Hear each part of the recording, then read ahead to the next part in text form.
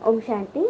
आज प्यारे मीठे भगवान की मीठी मुरली मंथन की डेट है 3 जून 2021।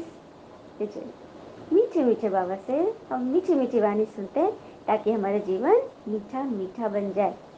सैकरिन जैसा मीठा, जैसा भगवान मीठे हैं ना, तो ऐसे अपने बच्चे को भी बना रहे हैं।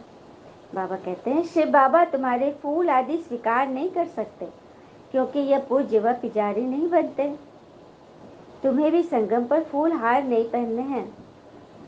बाबा ने आज क्लियर रीति से यह समझा दिया है कि मैं तुम्हारे फूल आदि अब स्वीकार नहीं कर सकता क्योंकि द्वापर से 2500 वर्ष हमने फूल फल जल दूध यही तो चढ़ाते आए हैं। इसी को समझे थे कि परमात्मा को पाने का आधार है, बस करते आए जो मन में आया, जो परंपरा से जो हमने देखा बस वो करते आए। तो बाबा कह रहे कि अब नहीं चाहिए मुझे तुम्हारे फूल आदि, मुझे तो बस तुम्हें ही फूल जैसा बनाना है। मुझे स्थूल फूल मत चढ़ाओ, तुम खुद ही सूक्ष्म फूल बनकर मुझ पर अर्पित हो जाओ। और फिर मैं पूज्य व पुजारी नहीं बनता, न मैं पूज्य बनता हूँ और न पुजारी बनता हूँ। तुम्हें भी संगम पर फूल हार नहीं पहनने हैं। फूल हार पहनना अर्थात किसी की प्रशंसा को स्वीकार करना, किसी मैंपन में आना, किसी पर धौंस जमाना कि मैं जो हूँ तो एकदम अच्छा हूँ।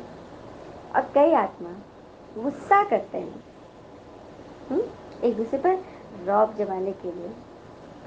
गुस्सा कोई समाप्त तो नहीं कर सकता, लेकिन उसे एक सही दिशा जरूर दे देंगे। तो आज से सभी यह संकल्प करें कि क्रोध को कैसे नई दिशा देंगे। गुस्सा छोटी छोटी बातों पे, क्षुद्र बातों पे, कि उसने मुझे बात नहीं मानी, उसने ये सामान को यहाँ कैसे रख दिया, उसने इतनी रोटियाँ क्यों बना दी। मतलब छोटी छोटी बातों में गुस्सा नहीं करेंगे। करना है तो करोड़ों की बात पे करो, 58 54 पे बिल्कुल गुस्सा नहीं करेंगे। ये दृढ़ संकल्प रखो। हाँ, और गुस्से को जाया मत करो, आरक्षित रखो। यदि आपके अंदर बहुत गुस्सा है तो उसे आरक्षित करो, स्टोर करो। किस लिए? महायुद्ध के समय के लिए। महायुद्ध के समय अपने गुस्से को निकालो जहां पर उसकी जरूरत हो। तो ये बात है। तो ऐसा करेंगे तो क्या बन जाएंगे? खुद फूल बन जाएंगे। प्रश्न है, भविष्य राज तक के अधिकारी कौन लोग बनते हैं? उत्तर, जो अभी माता पिता के दिल तख्त को जीतने वाले हैं वही भविष्य तख्त नसीब बनते हैं। वंडर है, बच्चे माता पिता पर भी विजय प्राप्त करते हैं, मेहनत कर माता पिता से आगे भी चले जाते हैं। ये भी बड़ी बात है। भविष्य राज तक के अधिकारी अर्थात सतयुगी राजाई पद के कौन प्राप्त करेंगे? जो अभी माता पिता के दिल तख्त को जीतते हैं। कभी आत्मा के पिता माता परमात्मा आ चुके हैं तो उनके दिल को जीतना। कैसे जीतेंगे? किसी के दिल को हम कैसे जीतेंगे? जब उसके अनुसार चलेंगे, उसके प्रति सच्चा स्नेह रखेंगे, उसकी हर एक बात को रिगार्ड देंगे, कभी मूझेंगे नहीं। बाबा तो मुरली में इतनी सारी बातें पॉइंट बता देते हैं, तो आत्मा क्या कभी मूझती है कि बाबा ने ऐसा क्यों कहा? कभी ऐसा आता है क्यों क्या बाबा पर? नहीं, लेकिन देहधारियों पर तो आ जाता है। इसीलिए संपूर्ण रीति भगवान के दिल तख्त को जीतना है तो इन सब बातों से ऊपर उठ जाओ। और वही भक्त भविष्य तख्त नसीब बनते हैं जो भगवान के दिल तख्त को यहाँ संगम पर जीतते हैं। वंडर है ना। तो बच्चे माता पिता पर भी विजय प्राप्त कर लेते हैं। जैसे गणेश जी की कहानी सबको पता है ना। उनको कहा गया पूरी दुनिया का चक्कर लगा कर आओ। कार्तिक जी तो अपने मोर पर बैठ कर चल दिए विश्व का चक्कर काटने, लेकिन गणेश जी ने क्या किया? छोटा सा चूहा पर बैठा और अपने पिता माता बैठे रहते हैं, शंकर जी पार्वती, उन्हीं का चक्कर लगाया। शंकर जी बोले अरे तुम तो बहुत जल्दी आ गए। तो बोला हाँ, मैंने घर पर चक्कर लगा लिया। तो किसका? तो मैंने अपने माता पिता का। आप दोनों। तो शंकर जी कितने प्रसन्न हो गए। तो ये होती है बुद्धि की कमाल। मेहनत से बच जाएंगे। कार्तिक तो इतना मेहनत करने चला गया, एकदम जंगल जंगल चला गया, ऊपर पहाड़ियों पर चला गया, लेकिन गणेश जी लोग युक्ति से अपने आप को संभाल लिए। ओम शांति। गीत है आज का, छोड़ भी दे आकाश सिंहासन। भक्तजन पुकार रहे हैं बाबा को कि बाबा अब तो आकाश सिंहासन छोड़कर आ जाए रे धरती पर। ओम शांति। मीठे मीठे बच्चों ने गीत सुना। इस गीत से सर्वव्यापी का ज्ञान तो उड़ जाता है। याद करते हैं कि हम भारत वाले बहुत दुखी हैं।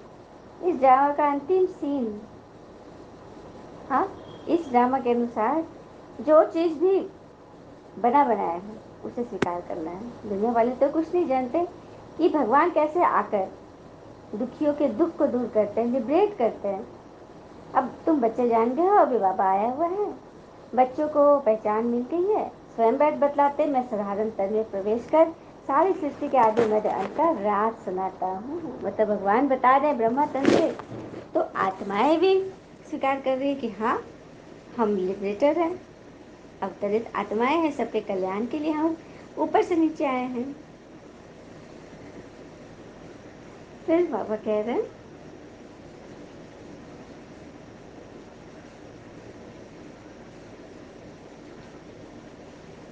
वैसे दुनिया एक ही है, नए से पुरानी होती है। नई कब थी या फिर कोई बता ना सके।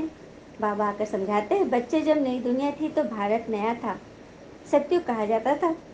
वही भारत भी पुराना बना है, इसको पुरानी ओल्ड वर्ल्ड, ओल्ड दिल्ली कही जाती है। न्यू वर्ल्ड से फिर ओल्ड बनी है, फिर से इसको नया जरूर बनना है, क्योंकि ड्रामा रिपीट होता है ना। नया से पुराना, पुराने से नया, फिर नया से पुराना, और अभी पुराना से नया बनने वाला है। ये बाबा कह रहे अब निरंतर मुझे याद करो। बाबा परम धाम से हमको पढ़ाते हैं, राजयोग सिखाते हैं, महिमा सारी उन्हीं उन्हीं की है, एक की है, तो उनके लायक बनो। इस समय सब तुच्छ बुद्धि है, कुछ नहीं समझते, इसलिए मैं आता हूँ। तब तो गीत बनाया है ना कि छोड़ दे आकाश सिंहासन, और सर्वव्यापी का ज्ञान तो उड़ जाता है। हर एक का पाठ अपना अपना है। बाबा बार बार कहते हैं, देह अभिमान छोड़ तुम आत्म अभिमानी बनो। बाबा कह रहे हैं कि अपने आप को आत्म से टिके हुए हो ना, उससे बाहर निकालो। जो बात मन में फंसी हुई है उससे बाहर निकलो। बार बार बाबा कहते हैं, देह अभिमान छोड़ तुम आत्म अभिमानी बनो। ऑर्गन्स द्वारा शिक्षा लो, भाषण करो, बलिष्ठ चक्र को चलते फिरते देखते हो, परंतु यह शिव बाबा को का चित्र है। बाबा कह रहे कि भल तुम श्रीमद मुरली बार बार सुनते हो, पढ़ते हो, लेकिन उसकी डीप गहराई में जाओ। और कहते हुए ना, बाबा तो कहता था कि गीता पाठशाला है, गीता चलती है यहाँ। और ये भी कहते हैं ना कि परिस्थिति की पाठशाला ही इंसान को वास्तविक शिक्षा देती है। तो परिस्थिति सबसे बड़ा टीचर हमारी परिस्थिति है, तो उससे हमें बहुत कुछ सीखने को मिलता है। बाबा बार बार कहते हैं, देह अभिमान छोड़ तुम आत्म अभिमानी बनो और ऑर्गन्स द्वारा शिक्षा धारण करो। भल इस बाबा को चलते फिरते देखते हो, परंतु याद शिव बाबा को करो। बाबा कह रहे कि भल ये ब्रह्मा बाबा तुम्हें बराबर दिख रहा है चलते फिरते, तुम याद करते हो, लेकिन उससे सदगति नहीं होगी। सदगति होगी मेरे से योग लगाने से। तुम्हारी बुद्धि शिव बाबा की तरफ जानी चाहिए। फिर बाबा कह रहे कि तुम्हारा ये टीचर नहीं है, सुप्रीम टीचर है। सिर्फ टीचर नहीं, सिंपल टीचर नहीं है, सुप्रीम टीचर है। बुद्धि योग पिता के साथ लगाना है। बच्चे याद करते हैं, फिर से आकर ज्ञान योग सिखाओ। परमपिता परमात्मा के सिवाय कोई राजयोग सिखा न सके। बच्चों की बुद्धि में है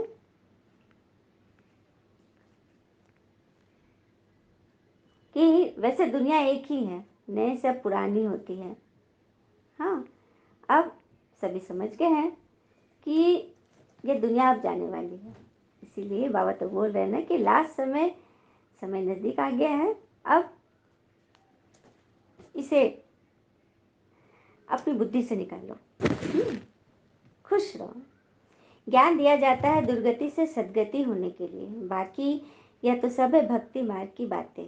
मनुष्य जब तब दान पुण्य आदि जो कुछ करते हैं, सब भक्ति मार्ग की बातें हैं। भक्ति है अंधियारा, अंधेरे में हम ईश्वर को ढूंढने निकलते हैं। जब दुख आता है ना, मन का अंधेरा था, दुख तनाव चिंता, तो उस वक्त भगवान को याद करते हैं।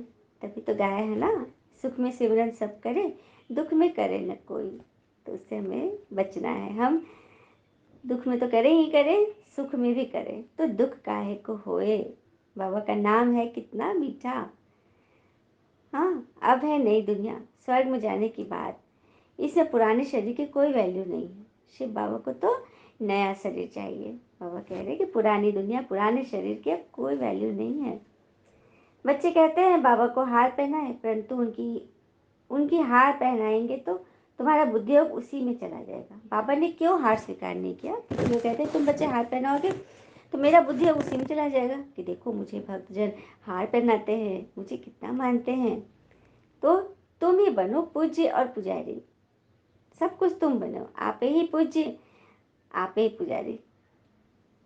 तुम ही अभी पूज्य बन रहे हो, महिमा लायक बन रहे हो, फिर आगे चलकर पुजारी बन जाएंगे। तो पूज्य करते हो, फिर तुम पूज्य बनते हो, फिर जितना चाहिए उतना फूल पहनना। अभी फूल मत पहनो, देवी देवता बनोगे द्वापर से तो जितना चाहिए उतना फूल पहन लेना, मालाएं पहने रहना। मैं तो तुम बच्चों का मोस्ट बिलीवेड ओबीडियंट सर्वेंट हूँ, जो तुम बच्चों की सेवा करने आया हूँ। भगवान कह रहे हैं कि जैसे तुम बच्चे सेवा का मेवा लेना चाहते हो ना, तो मान शान के पीछे अपना नाम व उच्च पद गवा नहीं देना। हाँ, इसलिए बाबा हमें क्लियरली समझाते हैं कि बच्चे, माया बड़ी दुस्तर है, हर सेकंड तुम्हारी परीक्षा ली जा रही है। और फिर यहाँ तो लक्ष्मी नारायण श्री फलाना एकदम श्री अक्षर डाल देते हैं, मतलब हर देवी देवता के आगे श्री लगाते हैं, बाकी परमात्मा के आगे तो नाथ ईश्वर लगता है। हाँ, तो इससे भी समझ है कि देवी देवता बच्चे हैं और परमात्मा है पिता। अच्छा, मीठे मीठे बच्चों प्रति भगवान की नमस्ते। हम बच्चों के भी प्यारे शिव पिता को नमस्ते। और बाबा दिल से सभी आत्माओं की तरफ से आपको very very very good morning. धारणा के लिए मुख्य सार है, पहले पॉइंट, पिता के दिल रूपी तख्त पर जीत पाने का पुरुषार्थ करना है। परिवार में ट्रस्टी रहकर प्यार से सबको चलाना है। मोह जीत बनना है, किसी भी चीज का मोह नहीं रखना है। व्यक्ति, वस्तु, वैभव। एक व्यक्ति को वस्तु से कितना मोह था। एक बार की बात है, ये एक पुरानी कहानी है जो हम सब ने अपने बचपन में सुनी है। वो कुल्हाड़ी वाली कहानी, लकड़हारे की। एक लकड़हारा था, कुआं में बैठा पानी पीने के लिए। कुएं के मुंडेर पर उसने कुल्हाड़ी रख दी। अचानक उसकी कुल्हाड़ी कुआं में गिर गई। तो अब तो वो लगा रोने, क्योंकि कुल्हाड़ी में उसका रोजी रोटी का एकमात्र जरिया था। उससे वो पेड़ काटता था और बेचता था उनको। रोने लग गया। तभी तालाब से जल परी बाहर निकली और बोली कि क्या हुआ वत्स, क्यों रो रहे हो? तो उससे अपनी व्यथा सुनाई। तो वो अंदर डुबकी लगाई और उसके लिए सोने की कुल्हाड़ी लेकर आई। याद है ना सबको? तो उसने क्या किया, नहीं लिया। उसने ईमानदार था। फिर चांदी की निकली, वो भी नहीं लिया। तो फिर जब वो लोहे की कुल्हाड़ी निकाली तो बोला हाँ ये है मेरा। तो जल की देवी उससे इतना प्रसन्न हुई कि उसने तीनों दे दिया उसे। चलिए, ये कहानी तो हम सब ने सुना था, ये हो गया ओल्ड वर्जन। अब हम नई दुनिया, इस कलयुगी दुनिया में मनुष्य की क्या हाल है, इस पर सुनते हैं। तो एक व्यक्ति ऐसी तालाब की बुंदे पर मतलब लैपटॉप से काम कर रहा था। हाँ, बड़ा सा तालाब था, चौड़ा। और कुआं पर अचानक उसका लैपटॉप गिर गया। अब वो भी घबराने लगा कि मेरा लैपटॉप गिर गया, मैं ऑफिस का काम कर रहा था। रोने लगा, दुखी हो गया। अचानक जल देवी प्रकट होती है और बोलती क्यों वत्स, क्यों रो रहे हो? तो बोलता है कि मेरा एकमात्र लैपटॉप था, ऑफिस का काम कर रहा था, वो गिर गया पानी में। तो जल देवी अंदर गई और उसके लिए ना एक बड़ा सा डब्बा खूब सुंदर चमचमाता हुआ लेकर निकली। तो इसने इनकार कर दिया कि नहीं, ये तो मेरा नहीं है। फिर वो दोबारा डुबकी लगाई और एक छोटा सा स्मार्टर जैसा उसके लेकर आई। बोला ये भी मेरा नहीं है। उसके बाद जब उसका लैपटॉप लेकर आई तो बोला हाँ हाँ ये मेरा है। तो उसने लैपटॉप ले लिया। उसके बाद जल्दी बोली ठीक है, तुम्हें तुम्हारा सामान मिल गया, अब चलते बनो। तो ये जाने लगी जल देवी। तो बोला नहीं नहीं, रुकिए रुकिए, अभी कहानी खत्म कहाँ हुई है? तो क्या हुआ? आ, पुराने कहानी में तो वो ईमानदार था, उसने सोने चांदी की कुल्हाड़ी नहीं ली, तो आपने उसको तीनों दे दिए थे, तो मुझे भी तीनों दे दीजिए। क्योंकि आपने जब बड़ा वाला लाया वो बहुत अच्छा था, एकदम एडवांस टेक्निक का, तो मैंने वो नहीं लिया। फिर आपने उसके बाद जो लाया वो और भी ज़्यादा एडवांस था, काफ़ी स्मार्ट था, लेकिन मैंने उसे भी नहीं लिया। तो जब मैंने ईमानदारी दिखाई तो आपको मुझे तीनों देना है ना, तो जल्द भी मुस्कुराती है कि नहीं, तुम्हें तीनों नहीं मिल सकता, क्योंकि ये कलयुग है। जब तुम एक लैपटॉप में अपना दिन पूरा उसमें बिता रहे हो, हाँ, तो ध्यान नहीं रह रहा है, जो पानी में भी गिर जा रहा है, इस तरह से तो अपने काम में मशगूल हो। जब मैं तीनों तुम्हें दे दूंगी, एकदम स्मार्टर, एकदम ज़्यादा एडवांस, तो फिर तुम्हारी ज़िंदगी क्या होगी, एकदम बर्बाद हो जाएगी। इसलिए नहीं। तो देखा, आज के युग में ऐसा ही होना। अब बच्चों को हम ज़्यादा चीज़ अप्लायंसेस दे दें उसे, तो दिन भर वो उसी में लगे रहेंगे ना। तो वही बात है, मोह जीत बनो हर चीज़ से। दूसरी पॉइंट, योग बल से आत्मा को स्वच्छ बनाना है। इन आंखों से सब कुछ देखते हुए याद एक पिता को करना है। यहाँ फूल हार स्वीकार न कर खुशबूदार फूल बन जाना है। कैसे बने खुशबूदार फूल? जब हम अपने अंदर के सूक्ष्म छोटे से छोटे महीन से महीन कांटों को भी बाहर करेंगे, आत्मा को एकदम स्वच्छ बनाएंगे। और कहते हैं ना कि सलाह के 100 शब्दों से अधिक अनुभव के एक ठोकर इंसान को बहुत मजबूत बनाती है। तो हम अनुभवी बने, अपने जो ज्ञान बाबा में सुना रहे हैं उसे जीवन में उतारे और अनुभवी बने। खुशबूदार फूल बनने की राह पर चल पड़े, सब खुद भी चले और औरों को भी चलाए और बनाए। चलिए, अब हम बाबा से वरदान लेते हैं, क्योंकि बाबा हमें रोज रोज वरदानों से भरपूर कर रहे हैं। बाबा ने कहा, अपनी चंचल वृत्ति को परिवर्तन कर सतो प्रधान वायुमंडल बनाने के जवाबदार श्रेष्ठ आत्मा भव। अपनी चंचल वृत्ति को परिवर्तन कर सतो प्रधान वायुमंडल बनाने के जवाबदार श्रेष्ठ आत्मा बनो। कैसे बनेंगे? जो बच्चे अपनी चंचल वृत्तियों को परिवर्तन कर लेते हैं वही सतोप्रधान वायुमंडल बना सकते हैं, क्योंकि वृत्ति से वायुमंडल बनता है। चंचल वृत्ति अर्थात मन भटकता है, मन एक जगह एकाग्र नहीं हो रहा है। हम योग करना तो चाहते हैं, लेकिन कितनी सारी बातें मन में उसी वक्त आती है, ये करना था, वो करना था, उसने ऐसे किया, वैसे किया, भविष्य की चिंता। तो ये चंचल वृत्तियाँ जब हमारे अंदर की स्थिति को परिवर्तित नहीं कर रही है, तो वायुमंडल को क्या परिवर्तित करेगी? इसीलिए अपनी वृत्तियों पर कंट्रोल।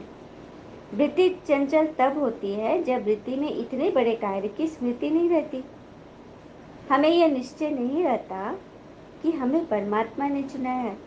हम भगवान से रोज पढ़ते हैं, भगवान के हम मददगार बच्चे हैं। हमें हर कदम उनसे पूछ पूछ कर उठाना है, उन्हें याद रखना है।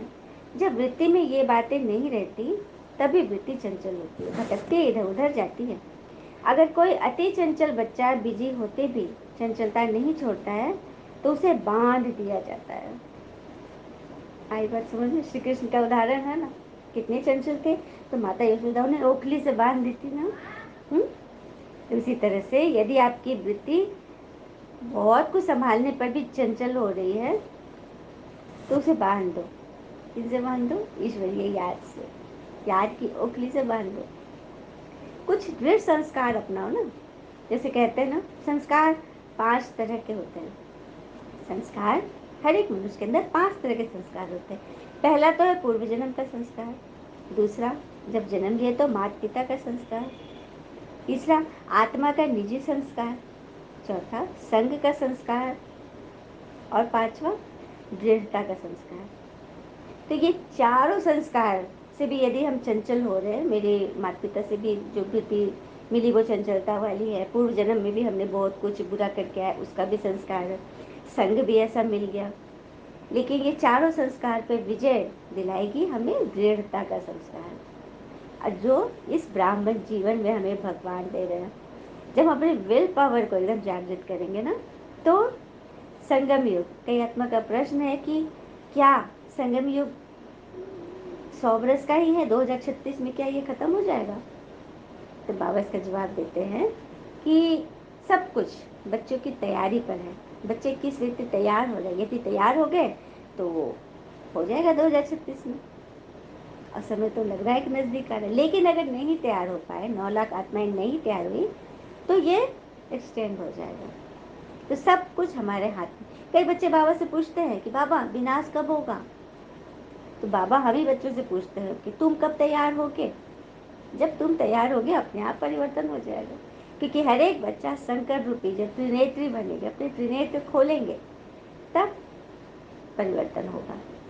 इससे तैयारी हमारे ऊपर है, सारी व्यवस्था हमारे ऊपर है, परिवर्तन की सारी जो अंदर की सारी गुह्य रहस्य जो है वो हमारे ही भीतर है, हमें ही सुलझाने हैं। तो दृढ़ता के संस्कार से अपनी चंचल वृत्ति को काबू में करके पूरे वायुमंडल को पवित्र बनाना है। तो एक पिता के साथ सर्व संबंध के बंधन में वृत्ति को बांध दो। अपनी वृत्ति को एक पिता के साथ सर्व संबंधों की